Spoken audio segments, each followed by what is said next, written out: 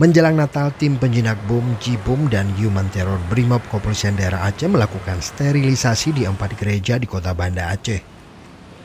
Keempat di antaranya Gereja GPIB Banda Aceh, HKBP, Metodis Indonesia, dan Gereja Katolik Paroki Hati Kudus.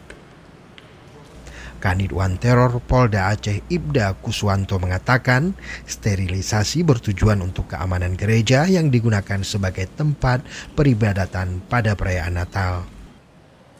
Pengamanan dilakukan secara teknis dengan mengecek ruangan dalam lantai 1 dan 2, sekitar halaman depan dan halaman belakang gereja untuk memastikan tidak ada benda yang dikhawatirkan dapat membahayakan jemaah.